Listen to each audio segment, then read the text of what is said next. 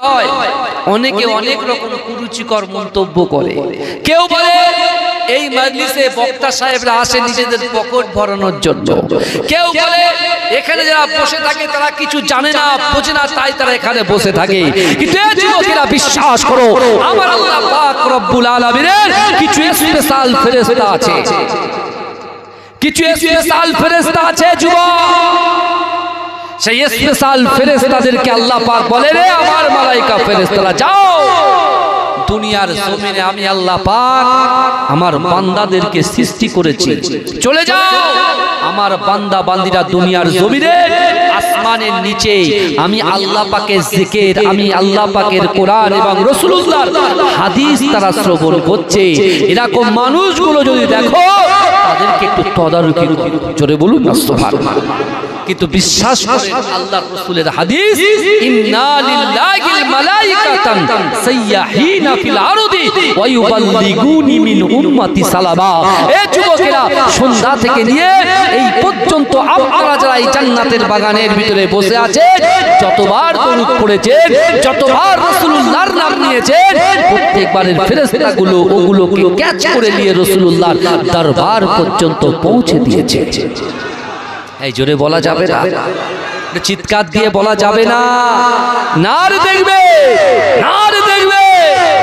আমার ভাইরা, আমার আল্লাহ পাক আমার রাসূলুল্লাহর উপরে পবিত্র আল কোরআন নাযিল করেছেন, কথা ঠিক না ভুল?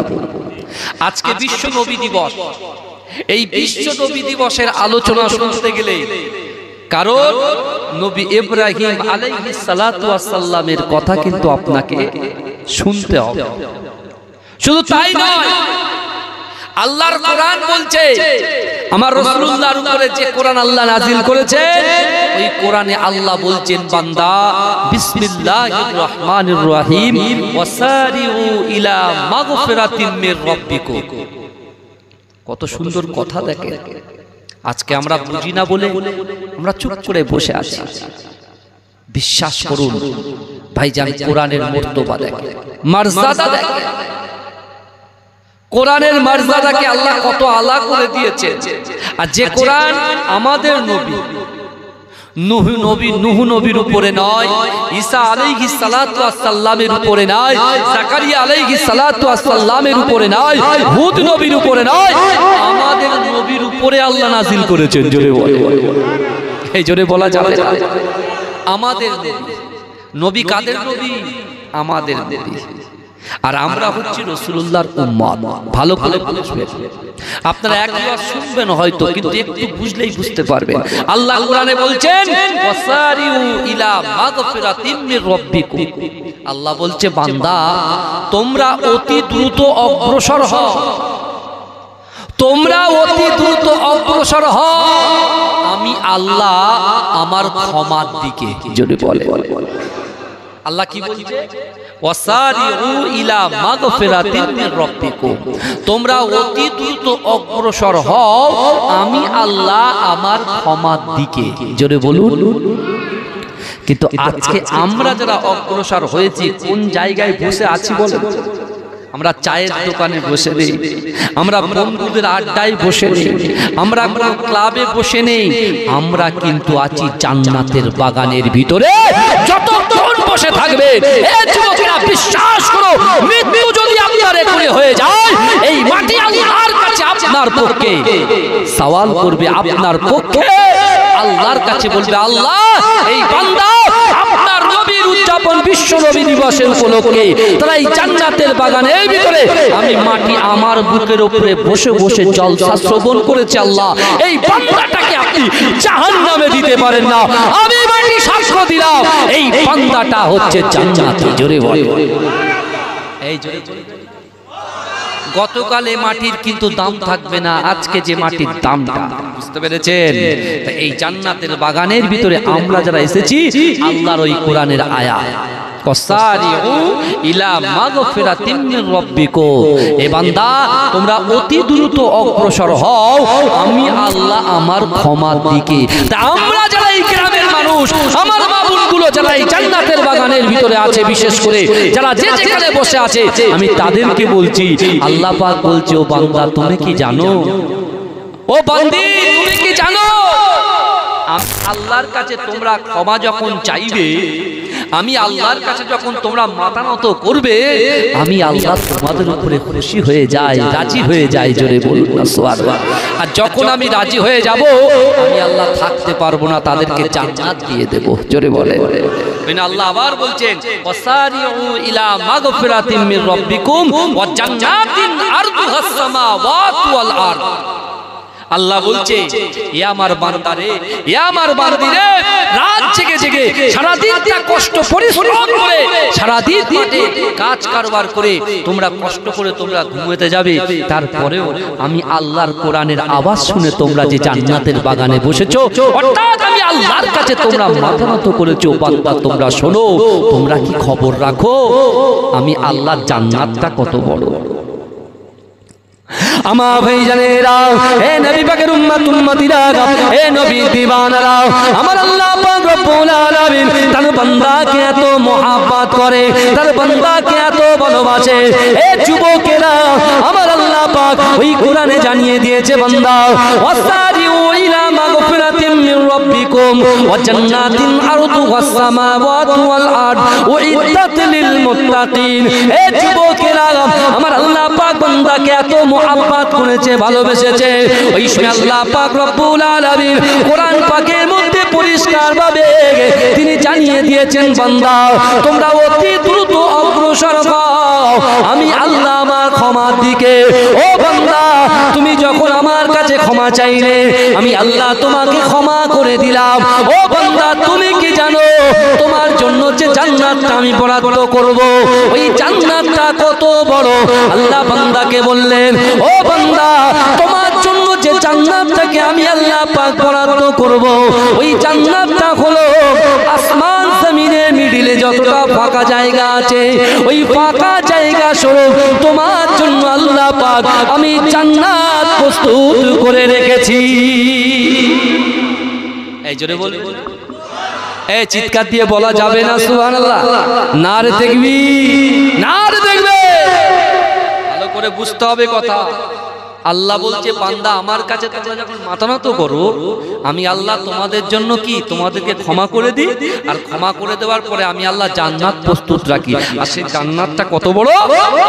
জমিনের মিডিলে যতটা ফাঁকা জায়গা আছে, এই ফাঁকা জায়গা স্বরূপ একটা জান্নাত। জোরে বলেন না সুবহানাল্লাহ।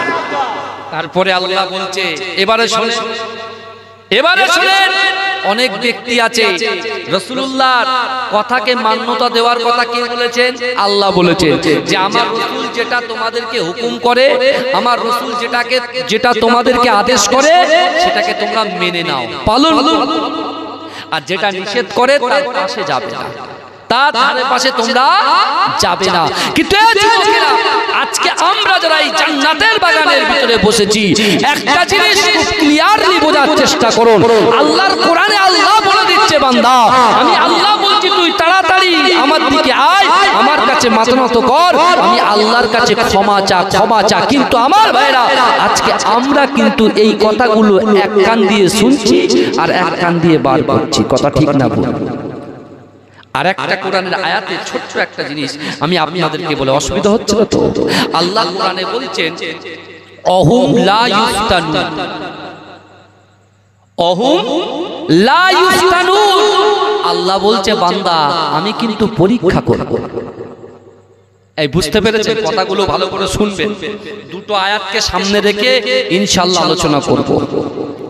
ভালো করে বুঝে আমার মায়েদেরকে বলি, আমার যুবকদেরকে বলি, বর্তমান যে পরিস্থিতি, বর্তমান যে সিচুয়েশন, ঈমান রাখাটা কিন্তু বড় কঠিন।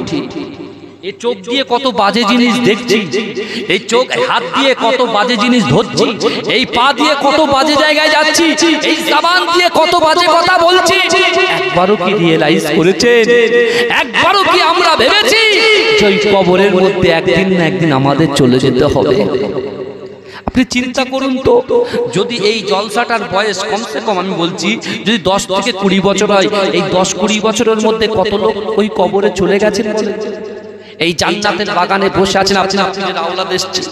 ভালো করে বোঝার চেষ্টা করেন, ওই কবরে কিন্তু তোমাকে আমাকে আমাদিগকে যেতে হবে। হয়তো দুনিয়া দুনিয়া করে আপনি লাফায়, আমরা দুনিয়া দুনিয়া নাম ডাক ইজ্জতটা অনেক বড় হবে, এই চিন্তা করে দুনিয়ার পিছনে চলে যাচ্ছি। কিন্তু রাসূলুল্লাহ যে কষ্ট মেহনত করেছে আমার জন্য, আপনার জন্য, আমার দিগের জন্য, একবারও সেই রাসূলুল্লাহর কথা আমাদের মনে পড়ে না। একবারও কি আমার রাসূলুল্লাহ সেই সকল কথাগুলো, আমার রাসূলকে কত মার মেরেছে, আমার রাসূলুল্লাহর গায়ে পাথর মেরেছে, আমার রাসূলুল্লাহকে মাটিতে মিশিয়ে দেওয়ার জন্য তারা সারাক্ষণ পরিকল্পনা করেছে, তারপরেও বিশ্বনবী রাসূলুল্লাহ আমাদের মতো গুনাহগার উম্মতের কথা একটা সেকেন্ডের জন্য ভুলে যায়নি।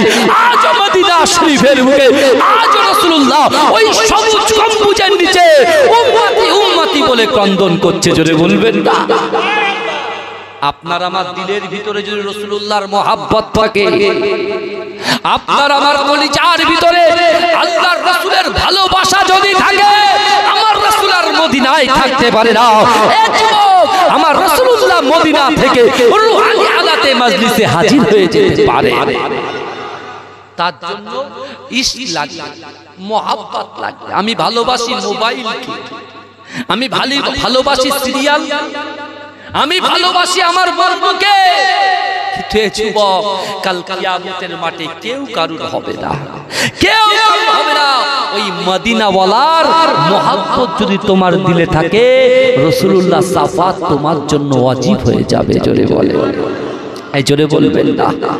কিন্তু আমার ভাইজানেরা, এ নবী পাকের উম্মত উম্মতিরা, এ নবীর দেওয়ানারা, আমার আল্লাহ পাক রব্বুল আলামিন পবিত্র কালামুল্লাহ শরীফের মধ্যে পরিষ্কার ভাবে জানিয়ে দিয়েছে, ও বান্দা, ওহুম লা ইফতানুন, আমি আল্লাহ তোমাদেরকে পরীক্ষা করব। এ যুবকেরা, আমার আল্লাহ পাক অর্থ দিয়েছে, সম্পদ দিয়েছে, ইজ্জত দিয়েছে, সম্মান দিয়েছে। এ যুবকেরা, আমার আল্লাহ পাক রব্বুল আলামিন প্রত্যেকটা বিষয়ে পরীক্ষা করবে। আল্লাহ অর্থ দেবে, অর্থ দিয়ে পরীক্ষা করবে। আল্লাহ ইজ্জত দেবে, ইজ্জত দিয়ে পরীক্ষা করবে। আল্লাহ সুন্দরী করবে, সুন্দরী করে পরীক্ষা নেবে। এ যুবকেরা, আমার আল্লাহ পাক যৌবন দেবে, ওই যৌবন দিয়ে আল্লাহ পরীক্ষা নেবে। এ আমার যুবকেরা, এ নবী পাকের উম্মত উম্মতিরা, আমার আল্লাহ পাক রব্বুল আলামিন, আমার আল্লাহ পাক রব্বুল আলামিন নবী পয়গম্বরদেরকেও পরীক্ষা করেছিল, আমার আল্লাহ সাহাবাদেরকে পরীক্ষা করেছিল, আমার আল্লাহ পাক আল্লাহর ওলিদেরকেও পরীক্ষা করেছিল। এ যুবকেরা, আল্লাহর পরীক্ষায় যে উত্তীর্ণ হয়ে যাবে, আল্লাহ পাক রব্বুল আলামিন তার মনের আশাটাকে পূরণ করে দেবে।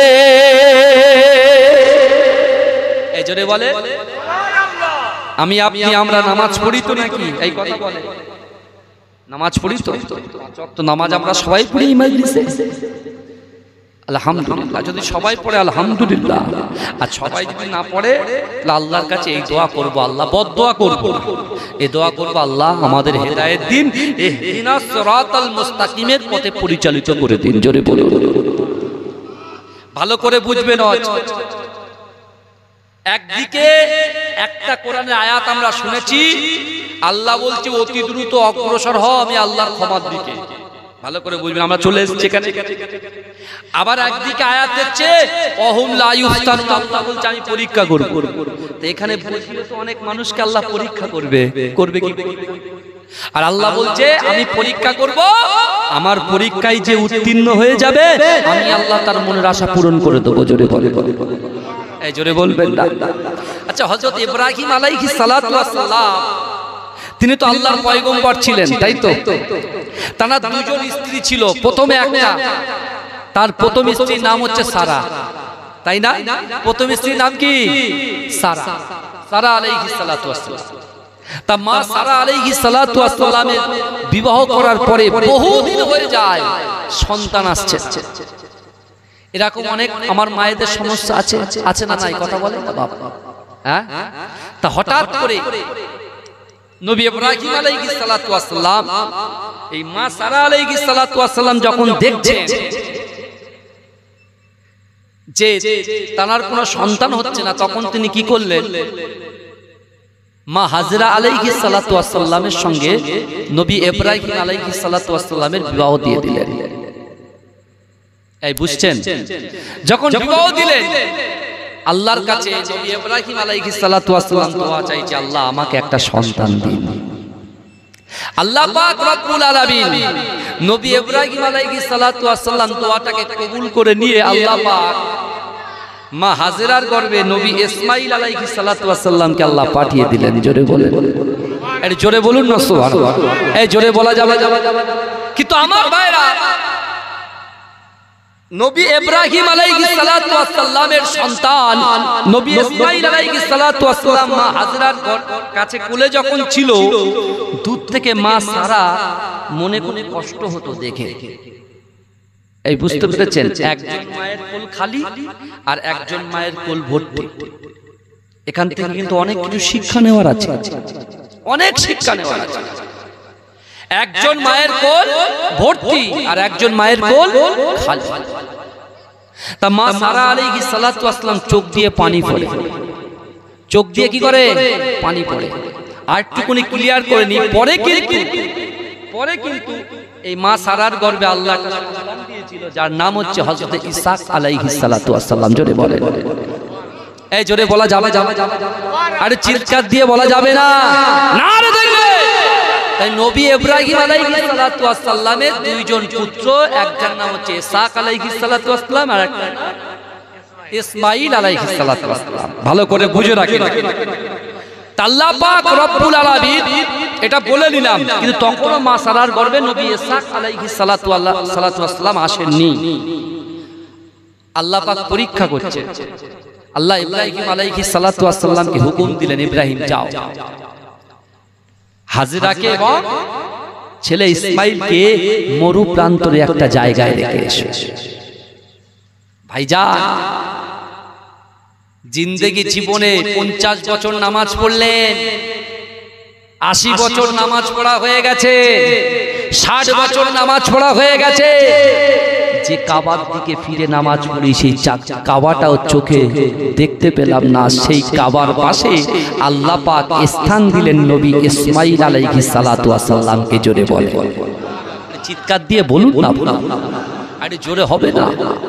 আমার ভাইজানেরা, এ নবী পাকের উম্মতিরা, এ নবী দেওয়ানারা, যারা ঈমানদার হয়ে যাবে, যারা নামাজি হয়ে যাবে, যারা পরেজগারি হয়ে যাবে, যারা সুফি হয়ে যাবে, এ যুবকেরা, যারা অনেকে মনে করবে আমি নামাজ পড়ি, আমার আয় উন্নতি হয় না, আমি নামাজ পড়ি, আমার এত কষ্ট কেন হয়।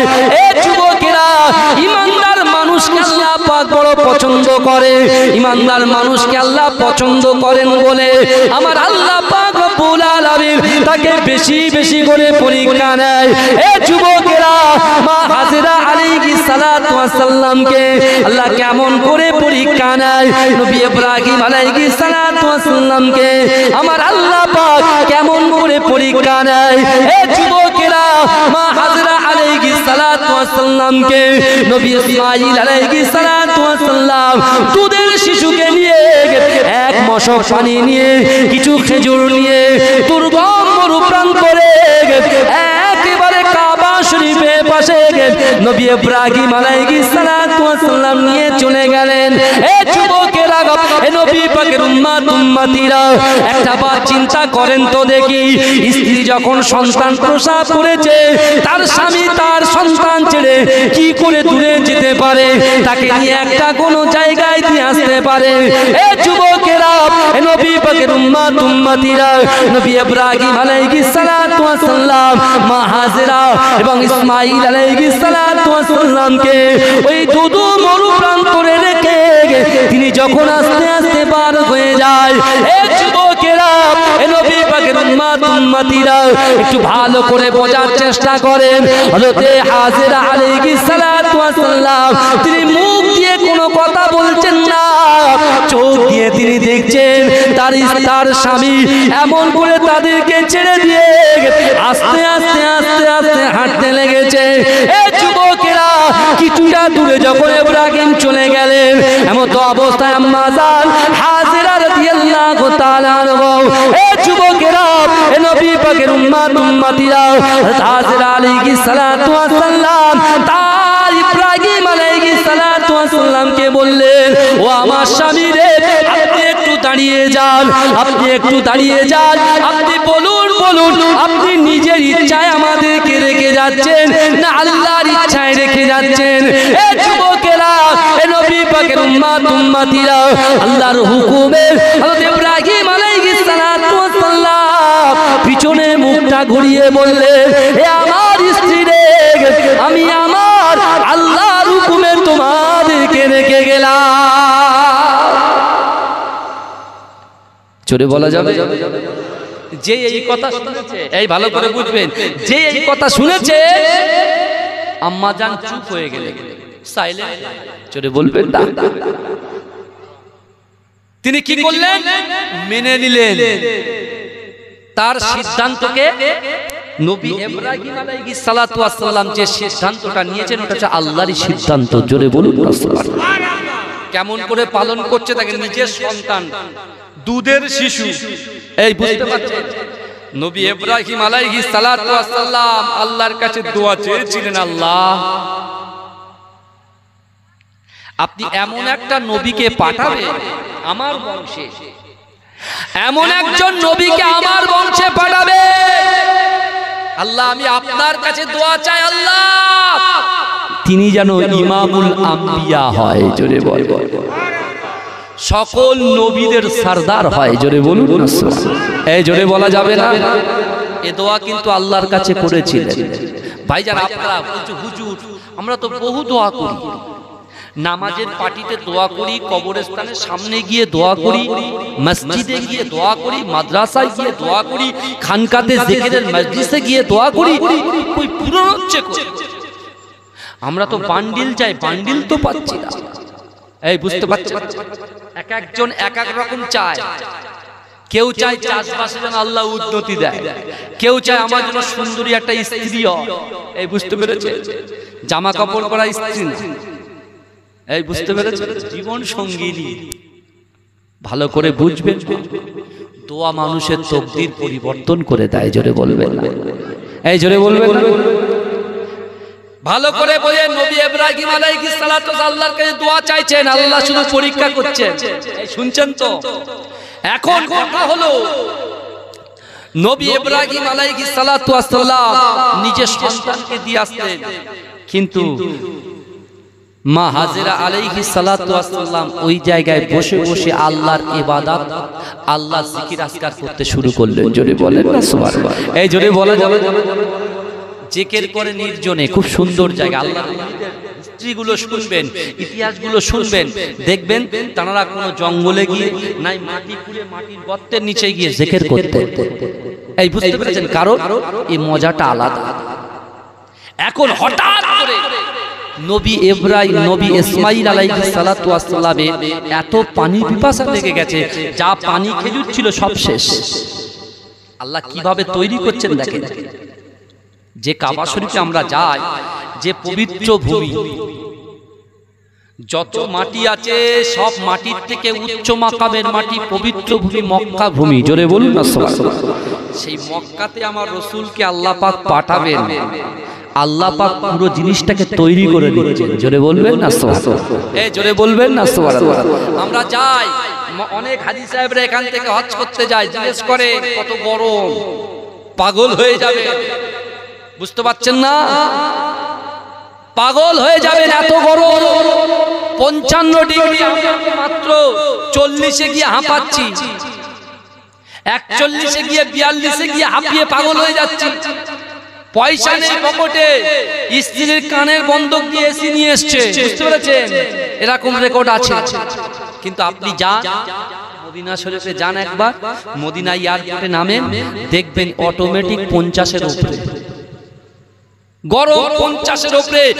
আবার চিন্তা করে তাহলে আমার রাসূলুল্লাহ সাল্লাল্লাহু আলাইহি ওয়াসাল্লাম তার 63টা বছর জিন্দেগিতে মক্কাতে বিশ্ব নবী রাসূলুল্লাহ কত বছর, মক্কাতে কত বছর ছিলেন রাসূল? মদিনাতে কত বছর ছিল? 63-র ভিতরে 23 বছর। ভালো করে শোনেন, 23 বছরের মধ্যে 13 বছর আর 10 বছর হচ্ছে মদিনা। ভালো করে বুঝবেন, তাহলে মক্কায়ও 55, মদিনায়ও 55, তাহলে 63টা বছর জিন্দেগিতে কত কষ্ট করে মেহনত করে রাসূল আমার ওদের যুদ্ধে, বদরের যুদ্ধে, খন্দকের যুদ্ধে, খাইবারের যুদ্ধে একমাত্র ইসলামের ঝান্ডাটাকে উত্তোলন করার জন্য আর প্রত্যেক মুমিন মুসলমানদের ঘরে কোরআন পৌঁছে দেওয়ার জন্য আমার রাসূল কত কষ্ট করেছেন একবার চিন্তা করে দেখেন। আমার আপনার মসজিদে কিন্তু এসি বসানো আছে, কিন্তু 5 ওয়াক্ত যায় না, সময় ব্যবসায় কাজের মধ্যে ব্যস্ত। ভালো করে বুঝবেন। কিন্তু নবী ইব্রাহিম আলাইহিস সালাতু ওয়াস সালামকে আল্লাহ যে হুকুম করেছিলেন, আল্লাহর হুকুমে তার সন্তান সহ স্ত্রীকে একদম ধুধু খোলা মাঠের ময়দানে তিনি রেখে দিয়ে এসেছিলেন, তাহলে কত কষ্ট তারা পেয়েছে। তারপরেও তারা ইবাদত বান্দেগি ছাড়েনি। জোরে বলুন না সুবহানাল্লাহ। এমনকি খেজুরও শেষ হয়ে গেছে, মস্কের পানিও শেষ হয়ে গেছে, আর নিজের সন্তানের মুখটা আটা হয়ে গেছে। আমার ভাইজানেরা, এ নবী পাকের উম্মত উম্মতিরা, এ নবী দেওয়ানারা, একটু ভালো করে বোঝার চেষ্টা করেন। মক্কা শহরের ভিতরে মক্কার মাটিকে আল্লাহ ধন্য করবে। এ যুবকেরা, আল্লাহ পাক রব্বুল আলামিন মক্কার জমিনটাকে কেমন ভাবে সাজায়। এ যুবকেরা, নবী ইব্রাহিম আলাইহিস সালাতু ওয়াস সালামের রেখে আসা তার সন্তান নবী ইসমাঈল আলাইহিস সালাতু ওয়াস সালাম যখন পিপাসায় কাতর হয়ে যায়, এ যুবকেরা, এ নবী পাকের উম্মত উম্মতিরা, মা হাজেরা আলাইহিস সালাতু ওয়াস সালাম সন্তানের মুখে পানি তুলে দেওয়ার জন্য তিনি ছটফট করতে লাগলেন। এ যুবকেরা, চারিদিকে ছুটতে শুরু করে দিলেন। কোন জায়গায় যখন পানির সন্ধান পেল না, এ যুবকেরা, ওই মক্কা শরীফ, কাবা শরীফের পাশে দুটো পাহাড় আছে, একটা হচ্ছে সাফা আর একটা হচ্ছে মারওয়া। এ যুবকেরা, নবী আমার এমন করে মা হাজেরা ছুটে ওই সাফা এবং মারওয়া পাহাড়ে ছুটাছুটি করতে শুরু করে দিলেন। এ যুবকেরা, এ নবী পাকের উম্মত উম্মতিরা, চিন্তা করেন 42 ডিগ্রি গরম আমরা সহ্য করতে পারি না, কিন্তু 55 ডিগ্রির উপরে গরম। এমন করে আম্মা জান আমার তার সন্তানের মুখে পানি তুলে দেওয়ার জন্য একবার সাফা থেকে মারওয়া, মারওয়া থেকে সাফা, সাফা থেকে মারওয়া, মারওয়া থেকে সাফা ছুটতে শুরু করেছে। এ যুবকেরা, মায়েরা, বোনেরা, এমন করে তিনি সাফা এবং মারওয়ার মাঝখানে ওইদিকে সন্তানটা কেমন অবস্থায় আছে সেটাকে দেখার জন্য মামা দাঁড়িয়ে গিয়ে সন্তানের দিকে মুখটা তুলে দেখাচ্ছে, সন্তান আমার কেমন আছে। এ যুবকেরা, নবী পাকের উম্মত উম্মতিরা সাফা মারওয়া ঘুরে ঘুরে যখন কোনো পানি পেল না, আমার আল্লাহ পাক মা হাজেরা আলাইহিস সালাতু ওয়াস সালামের ওই সাফা মারওয়াটা সাই করাটা আমার আল্লাহ পাক এত পছন্দ হয়ে গিয়েছে। এ যুবকেরা, মা হাজেরা আলাইহিস সালাতু ওয়াস সালাম সন্তানকে যখন দেখতে যায়, এ যুবকেরা, সন্তানকে যখন দেখতে যায়, সন্তান কেমন আছে, সন্তান কি আমার শেষ হয়ে গেল নাকি? এ যুবকেরা, আমার আল্লাহ আসমান থেকে সব কিছু দেখে। মা হাজেরা আলাইহিস সালাতু ওয়াস সালাম সন্তানের কাছে যখন গেলেন, তিনি দেখতে পাচ্ছেন না নবী ইসমাঈল আলাইহিস সালাতু ওয়াস সালামের পাক কদমের তলা থেকে আমার আল্লাহ পাক ওই জামজামের পানিটাকে পার করে দিলেন। এই জোরে বলা যাবে, এই চিৎকার দিয়ে বলা যাবে না, না দেখবে। আজ কোরআনগুলো সার্চ করে দেখেন, প্রত্যেকের বাড়িতে কোরআন শরীফেও আছে, আর অন্তত ছোট্ট বোতলে একটু পানি বন্দি করে রেখেছে, জমজমের পানিও আছে। কথা ঠিক না ভুল বাবাজি? কোত্থেকে এসছে বুঝতে পারছেন তো? এই বুঝতে পারছেন তো? এই যুবকেরা, ভালো করে বলেন। কূপটা আর ওই জায়গায় মক্কার পাশে কোনো বসতি ছিল না, কোনো বাড়ি ঘর ছিল না, লোকের আনাগোনা ছিল না। ভাই, একটা বাড়ি করতে গেলে পানির প্রয়োজন হয় কি হয় না? কথা বলেন। আল্লাহ কি করে সাজিয়ে নিচ্ছেন, কারণ ইমামুল আম্বিয়া খাতামান নবীন যারা কিয়ামতের মাঠে যা যাকে ইশারা করবে তার জন্য জান্নাতটাকে আল্লাহ খুলে দেবে। জোরে বলে সেই সকল মানুষের ভিতরে আল্লাহ যেন আমাদের গণ্য করেন। বলুন আমিন। বলবেন না আল্লাহুম্মা আমিন? দরুদ শরীফ পড়েন, আল্লাহুম্মা সাল্লি আলা।